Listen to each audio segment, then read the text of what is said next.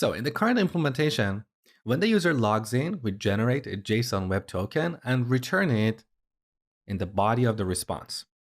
Now let's take this application to the next level. Let's imagine when the user registers, we want to assume they're logged in, so they don't have to log in separately. Of course, this requirement does not apply to every application. Sometimes you want to enforce the user to verify their email address. So after they sign up, you send them an email, then they click a link. So the process is different. But in this course, let's imagine that Vidly is an application that runs locally in a video store. So people who use this application are people who work in this video store. We don't need to verify their email address. So the first day that they join the store, they need to create an account and boom, they're logged in. So let's go to our users module. Okay, here's the post method. This is where you register a new user. If you look at the response we're returning here, we are returning an object with these three properties. Now we can add the JSON web token as another property here, but that's a little bit ugly because it's not a property of a user. A better approach is to return the JSON web token in an HTTP header. So just like we have headers in our request, we also have headers in our response object. So I'm going to go back to our auth module and borrow this line of code for generating the token. So copy this.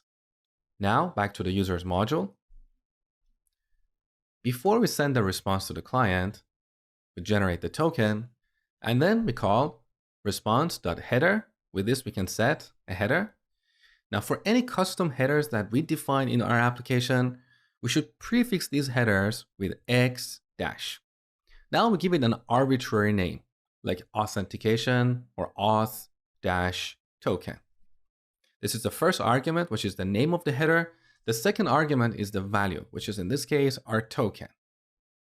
So with this simple change, we set this header and then send this response to the client. Okay. Now on line 20, we are using JWT as well as the config module. So we need to import these on the top.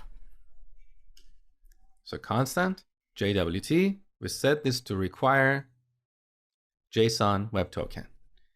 And similarly, constant config, we set this to require config. Now let's test this. So in the last lecture, I ran the application with Node instead of NodeMon. So my changes are not visible. So we need to stop the application and run it with NodeMon. Okay, beautiful. Now back in Postman, here on this tab, for registering a user. Earlier we saved this as a template so we can repeat this easily. So I'm going to change this email to an email that I have not registered before. Send. Okay, take a look. So here's the body of the response, exactly like before. Now in the headers tab, look, we have this new header x-auth token. And this is set to our JSON web token.